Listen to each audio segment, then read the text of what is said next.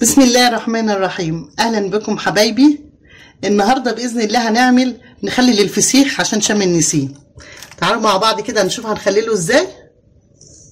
بسم الله الرحمن الرحيم. هنجيب فسيخ بلدي بالشكل ده.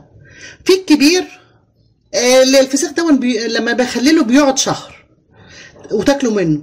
الكبير شويه بيقعد شهر ونص. انا جبت الوسط يبقى بالشكل ده طازه، يكون جامد كده، ايدينا ما بتعلمش فيه بالطريقه ده يبقى صابح. هنشوف ازاي هنخلله. هنجيب كوبايتين ملح خشن، لازم ملح خشن، ما ينفعش مع السردين مع الفسيخ ملح ناعم، لازم ملح خشن. ملح خشن بالشكل ده. ادي كوبايتين،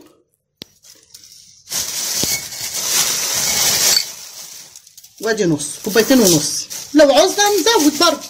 معلقتين شطه،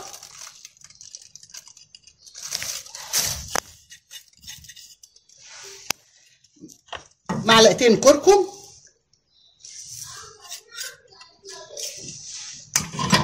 وهنعوز طبعا في الاخر نص كوبايه زيت، ده في الاخر خالص. هنقلب الخليط مع بعضه كده، الملح مع الكركم مع الشطه.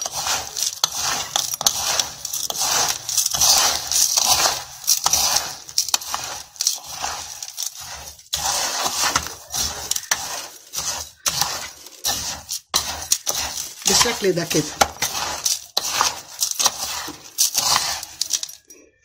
هنجيب الفسيخ، هنمسكه كده بالطريقه دي كده ونحشيه. لازم نحشيه كويس من هنا كده. طبعا انا هرصه على بعضه، لان انا مش عايزه اعمله في اكياس كل فسيخيه لوحديها، لا، لان لما بيتعمل كل فسيخه لوحديها ايوه وبتربط وكل حاجه بتيجوا توقفوه. طبعا الملح والمحلول بتاعه بينزل تحت عند الراس، الجسم من هنا ما بيتغذاش منه ويبقى طري كده وطعمه حلو. لا، احنا هننيمه وهنرصه جنب بعض علشان اللي ينزل منه هو اللي يخلي الفسيخه طريه ويخليها ريحتها حلوه وطعمها حلو. واللي عايز يحطه في اكياس يحطه براحته، بس انا بحب اعمله كده بالطريقه دي. نوصل الملح كده الفسيخيه على بعضيها كده. هنجيب اي حاجه عندكم، برطمان ازاز، حاجه بلاستيك. انا عندي جرد بلاستيك صغير كده، هحط له شنطه في قلبيه من جوه كده بالشكل ده. وهجيب كمان شنطه كمان، واجيب ادي شنطه وادي واحده تانيه اهي برضو هحطها في قلب الحاجه اللي هنخلل فيها بالشكل ده بالطريقه دي كده. طبعا الشنط تكون سليمه، مش مفتوح فيها حاجه ولا بالطريقه دي. هنيجي بقى نمسك الفسيخيه بالطريقه دي، هنملحها بالشكل ده كده تمليح كله اهو. طبعا هنحط من تحت كده شويه ملح على كركم على شطه في القعر من تحت كده بالطريقه دي كده. ونرص الفسيخيه كده، هننيمها في قلب الحاجه في قلبها كده. هنجيب التانيه برضو بالطريقه دي، هنملى كده بالطريقه دي كده.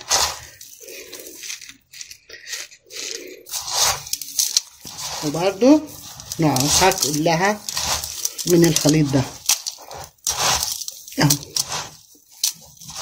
بالشكل ده كده.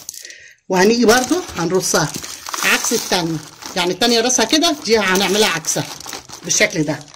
نجيب برضو واحدة تانية نفس الطريقة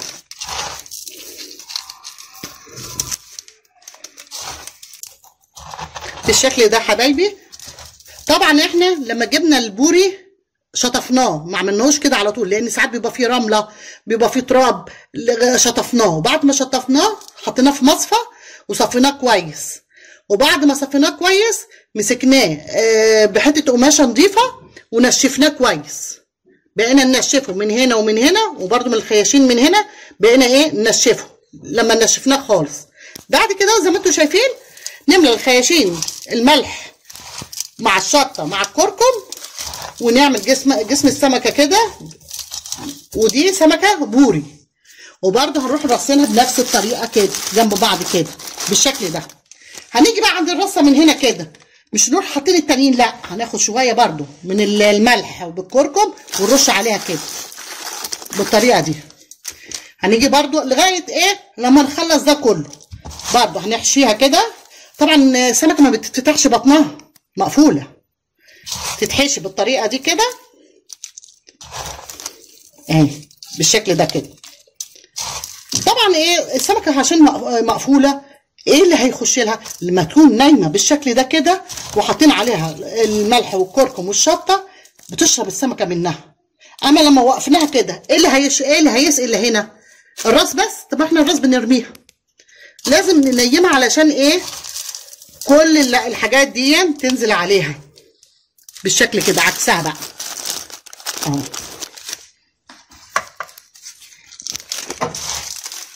وما نفتحش عليه غير بعد شهر. دي السمكه البوري اللي انتوا شايفينها دي. اما الكبيره البوري الكبيره قوي دي لازم شهر ونص. مش نروح نبص عليه، لا بعد شهر تكتبوا على العلبه تاريخ ما انتوا عملتوا، وبعد شهر تفتحوا عليها.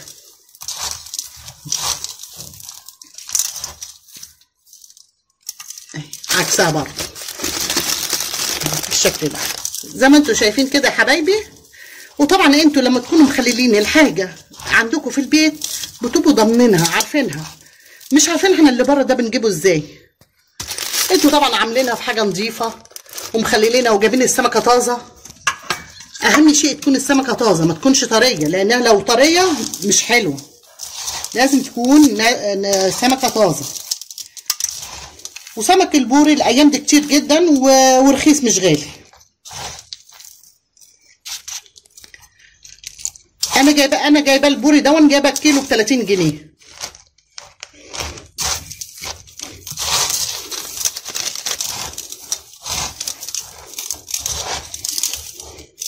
بالشكل ده كده حبايبي. برضو هنحط شويه هنا كده،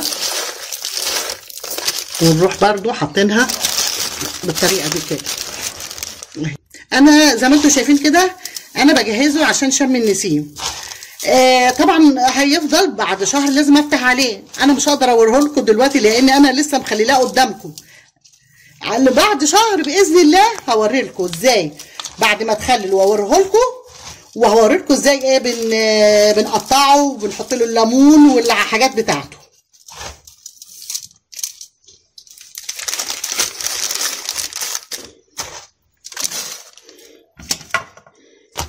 اهم شيء نملى الخياشيم كويس بالملح. الكركم دون بيحفظه وحلو جدا، وبيدي السمكه برضو لون حلو كده ذهبي حلو اهو. نعمل ايه الواحده عكس التانيه على طول بالشكل ده كده. هنرش برضو شويه الملح، ما تنسوش بين الرصه والرصه بنرش شويه ملح بكركم بشطه اهو يا حبايبي بالطريقه دي كده. برضو خلف خلاف كده نرصها.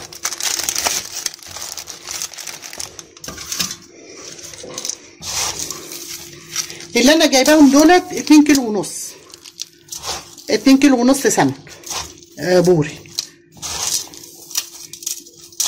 طبعا انتوا عايزين بقى تخللوا كيلو، تخللوا كيلو ونص زي ما انتوا عايزين.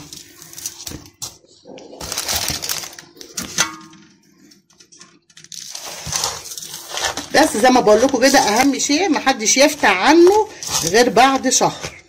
مش نقول نروح نبص عليه اول لو خشله الهواء قبل ما يستوي بيبوظ. واهم شيء برضو الملح الخشن، ملح ناعم ما ينفعش.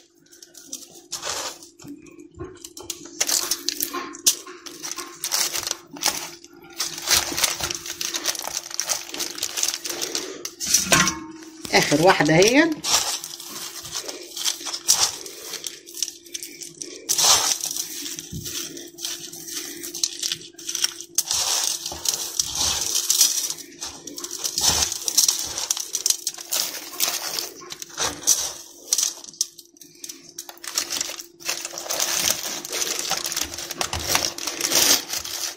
بالشكل ده زي ما انتم شايفين كده بالشكل ده.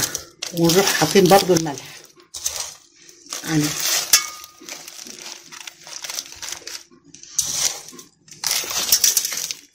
بعد كده جايبين نص كوبايه الزيت ونروح ايه حاطين كده على الوش. طبعا الزيت هينزل عليه على بعضه يديله لمعه ويديله شكل حلو زي ما انتم شايفين كده حبايبي.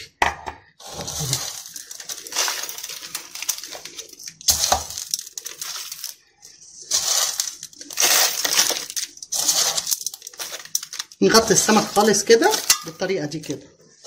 بعد كده هنروح ماسكين اول شنطه عليه بالطريقه دي، نطلع منها الهواء بالشكل ده كده، ونروح رابطينها ربطه كويسه.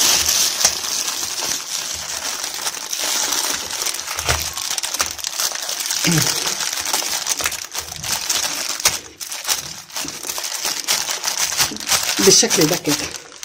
نيجي برضو الشنطه الثانيه ونروح برضو قافلينها قفله كويسه بالطريقه دي كده، ونروح قافلينها تقفيله كويسه اهي بالطريقه دي كده. هنروح جايبين برضو جايبين الغطا بتاع العلبه، طبعا غطا مقفول اهو بالطريقه دي، قفلناه خالص اهو بالشكل ده كده كده كده، مش هيخش له هوا خالص. بعد كده هنجيب شنطه كبيره، شنطه بالشكل ده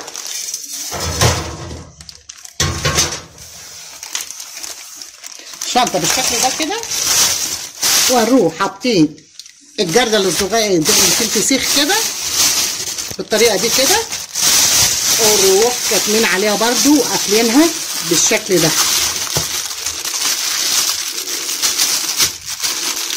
كده، ويبقى بالشكل ده. مش هنفتح عليه غير بعد شهر. دي الفسيخه اللي ايه الوسط. الفسيخه الكبيره بعد شهر ونص بنفس الطريقه، ما نفتحش عليه غير بعد شهر. ما نجيش نقول ما نبص عليه، لا، يفضل على الحال دون لبعد شهر. اما لو حبيتوا تعملوا كل فسيخه لوحديها في كيس اعملوا، بس انا بحب دون لان المحلول بتاعه بينزل منه محلول الملح والكركم والشطه بينزل منه بيغطيه وحتى الميه بتاعته بعد كده بتلاقيها لها طعم جميل قوي، حتى بنحب نغمسها. شوفوها بالطريقه دي لو عملتوها وجربوها.